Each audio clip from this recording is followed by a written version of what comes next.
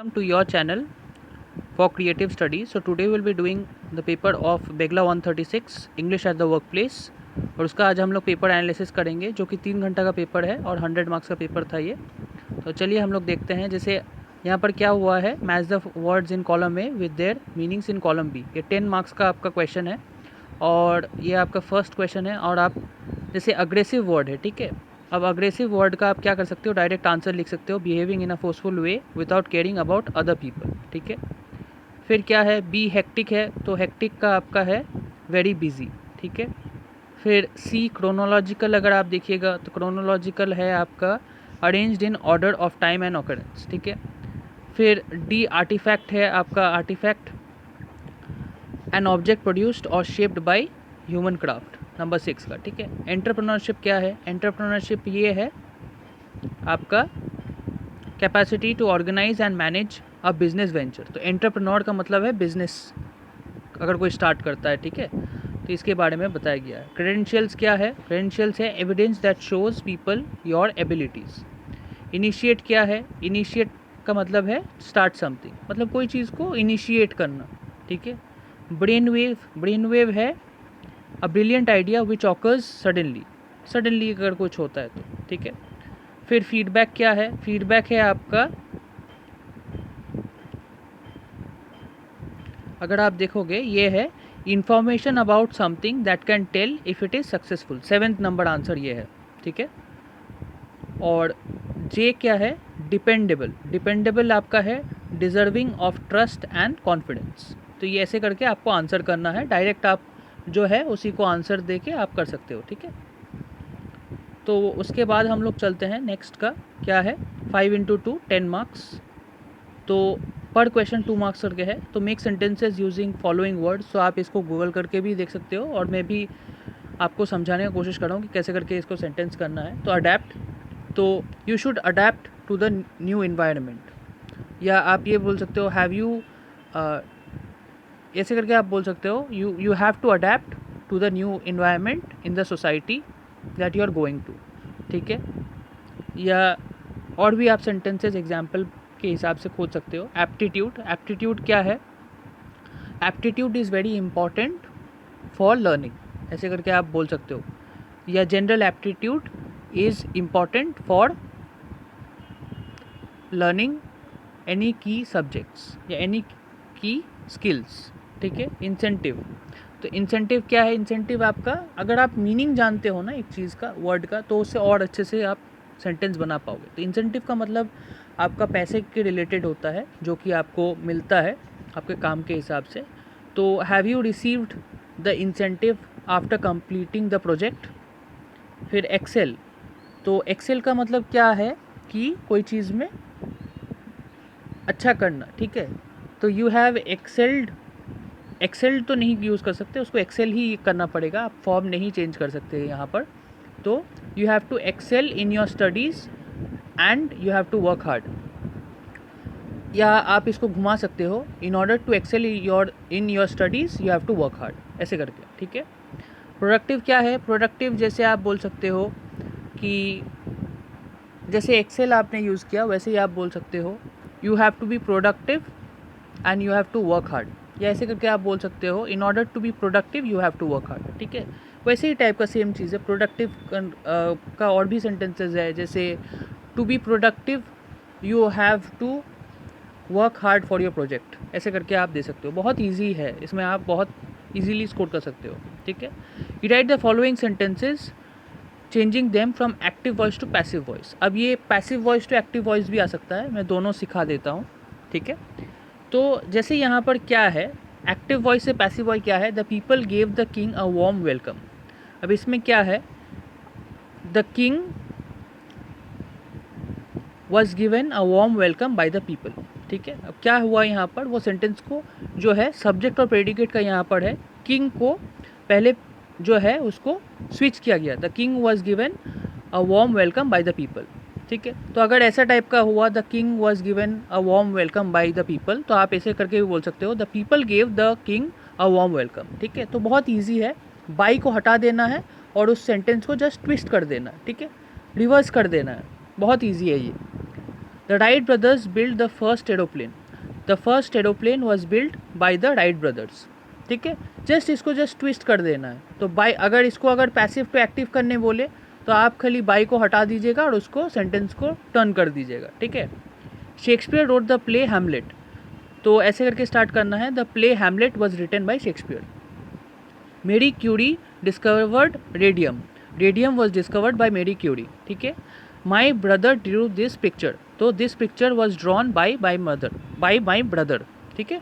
तो ऐसे करके आप इसको कर सकते हो. फिर यहाँ पर fill in the blanks as indicated 10x1 10 marks करके है. तो ये 10 मार्क्स का टोटल आपका फिल इन द ब्लैंक्स है. तो यहाँ पर क्या है, he developed a new application for this software. यहाँ पर आंसर भी लिखा हुआ है, आप देख लीजिए. Plans have to be properly implemented not just designed. फिर जैसे यहाँ पर बोला है करेक्ट फॉर्म ऑफ डेवलप, फिर करेक्ट फॉर्म ऑफ इम्प्लीमेंट. यहाँ पर ऑलरेडी एक हिंट दे दिया गया है. फिर 3 नंबर क्वेश्चन क्या है, the company letter heads have been printed afresh, please use the changed letter heads. ठीक है, करेक्ट फॉर्म ऑफ चेंज. ठीक है. फिर यहाँ पर क्या है, please show me a sample of a cover letter. अब कवर का क्या हो सकता है, क्योंकि ये अ कवर लेटर है तो correct form of covered letter तो नहीं होगा, ये कवर ही होगा. ठीक है. अगर इसमें और कोई चेंजेस होगा तो आप लोग ज़रूर पैसेज में बोल सकते हैं, क्योंकि ये अ बोला है तो अ के साथ कवर्ड लेटर या कवर्ड ली लेटर तो नहीं होगा, या अ कवर लेटर ही होगा. ठीक है. We are looking for someone whom, who, which, that. ये 4 में से कोई भी एक करेक्ट वर्ड करना है. तो अगर आप इसको एक एक करके बैठ के देखिएगा, whom has a proven record of excellence तो नहीं होगा. We are looking for someone who has a proven record of excellence. Who होगा यहाँ पर. ठीक है. There is no exception for this rule. ठीक है. She restored the purse to its rightful owner. ठीक है. Alcohol is injurious to health. ठीक है.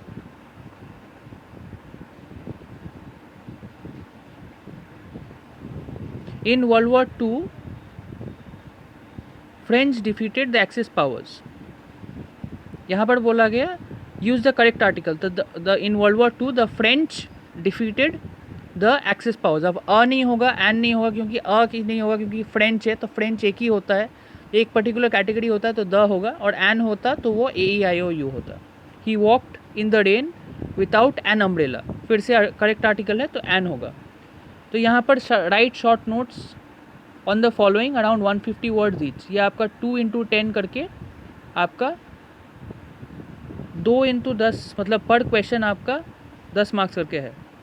ठीक है. The qualities of a good customer executive. अब गुड कस्टमर एग्जीक्यूटिव को क्या करना है आपका, जैसे बहुत सारे टाइप्स ऑफ कस्टमर्स है. आप अगर देखिएगा जैसे एंग्री है, रूड कस्टमर है, ठीक है, टॉकेटिव कस्टमर है.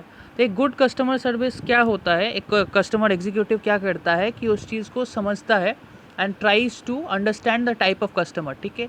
One has to be very polite. ठीक है.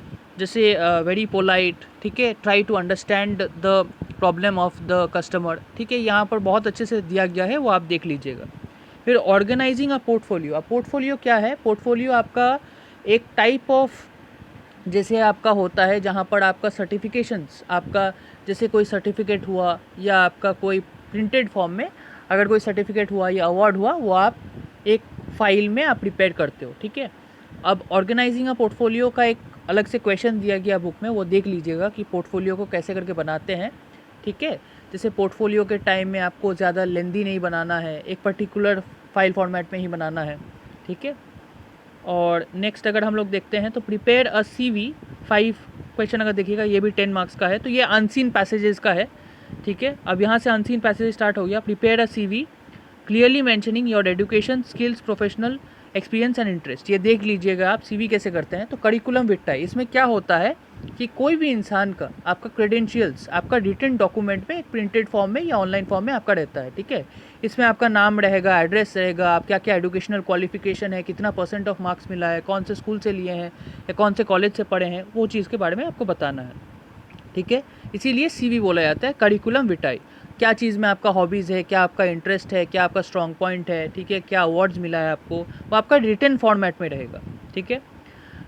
और 6 नंबर, ये आपका स्पेशली सीवी आपका जॉब्स के लिए बहुत ही इंपॉर्टेंट है, तो इसीलिए सीवी आपको देख लेना पड़ेगा, ठीक है। कोई भी जॉब के लिए आप जाते हैं तो सीवी आपको ज़रूर से बनाने के लिए एक प्रिपरेशन के लिए बोल सकता है, ठीक है। अब write an official letter of application in response to an advertisement for the post of business analyst in a firm. Your letter should show how your skills and experience match the requirements of the job. अब यहाँ पर application of response आप देख सकते हो कि कोई भी आपका पेपर से सपोज हुआ तो ऐसे टाइप का क्वेश्चन आ सकता है, इसीलिए मैंने फिर से ये पेपर दिखाया। तो जैसे आपका हो सकता है कि आप कहीं से भी से टेलीग्राफ हुआ या कहीं से भी आपको एडवर्टीजमेंट मिला और आप क्या कर रहे हैं, business analyst as a firm, ठीक है। कोई भी एक फर्म हुआ तो उसमें आप बिजनेस एनालिस्ट है तो उसके बारे में आपको लिखना है, ठीक है। लेटर में आपको बताना होगा कि आप बोल सकते हो कि आपने शायद बीकॉम किया है या एमबीए किया है जिसमें आप बिजनेस एनालिस्ट के लिए फिट हैं, ये चीज़ को आपको बताना है लेटर में, ठीक है। लेटर के टाइम में आप देखिएगा कि आप में बहुत अच्छे से आपका जो इंट्रोडक्शन जैसे है डेट, प्लेस, फिर उसका एड्रेस और पूरा जो फॉर्मेट है वो आपका मेन है, ठीक है। और आप कैसे करके उसको कन्विंस करते हैं, इसी पे आपको मार्क्स मिलेगा। फिर 7 क्या है, as the head of a research organisation you are interviewing candidates for the post of research officer, write down 10 questions you would ask to assess the candidate suitability for the position. अब इसमें क्या करना है कि 10 questions आपको पूछना है research officer के लिए। अब ये चीज़ क्या करना है कि आपको पूछना है कि क्या क्या वो उसका वो अवेलेबिलिटी वो उस चीज़ के लिए सही है कि नहीं। तो आपको पूछना पड़ेगा कि से सपोज रिसर्च ऑर्गेनाइजेशन के लिए है तो which organization you have work before और एनीथिंग, ऐसे करके आप जैसे इंटरव्यू होता है वैसे भी आप बोल सकते हो कि tell me something about yourself, ठीक है। फिर आप बोल सकते हो विच स्कूल और college you have graduated, how much marks you have secured और which field you are specialized in, ठीक है। ऐसे करके क्वेश्चंस आपका प्रिपेयर करना है, ठीक है। सिर्फ क्वेश्चंस है, कोई आंसर नहीं है, डायलॉग फॉर्म नहीं है, खाली क्वेश्चंस 10 क्वेश्चंस आपको प्रिपेयर करना है। तो 10 क्वेश्चंस ऐसे करके क्वेश्चन 1, क्वेश्चन 2, क्वेश्चन 3 करके आप कर सकते हो। फिर डायलॉग राइटिंग के तरह ही है बट इसमें डायलॉग नहीं रहेगा, मतलब कोई आंसर नहीं देगा इसका। जैसे इंटरव्यू कोई लेता है वैसे ही आपका ये क्या होता है कि आप खाली क्वेश्चंस कर रहे हो, तो ये क्वेश्चन अच्छे से पढ़ लीजिएगा कि क्या पूछ रहा है, ठीक है। फिर 8 का क्या है, 8 नंबर क्वेश्चन है, prepare the outline of a presentation on the topic the essential qualities of a great leader. आप प्रेजेंटेशन कैसे बनाते हैं, प्रेजेंटेशन से सपोज आपका हो सकता है कि जैसे ग्रेट लीडर का क्या होता है, गुड लीडरशिप स्किल्स होता है, better to knows how to understand other people, looks into many benefits of other people, they want to work for the people, ठीक है, और अ ग्रुप लीडर, ठीक है, ऐसे करके है। तो ऐसे करके कुछ चीज़ यहाँ पर दिया भी गया है, तो ये आप देख लीजिएगा। और यही था आपका पेपर एनालिसिस। इसका जो सीवी लेटर इसका जो है ये स्पेसिमेन पेपर आपका, स्पेसिमेन एग्जाम्पल्स कुछ आपका ऑलरेडी बुक में दिया गया है, ये आप ज़रूर से देख लीजिएगा। फॉर्मल लेटर इनफॉर्मल लेटर दोनों देख लीजिएगा, ठीक है। तो यही था पेपर का एनालिसिस आज के लिए। आशा करते हैं आपको पेपर समझ में आया है और ये पेपर का बेगला 136 का पेपर आपका अवेलेबल भी कर दिया जाएगा अगर आपको टेलीग्राम चैनल में चाहिए तो, ठीक है। Thank you so much, have a nice day, take care.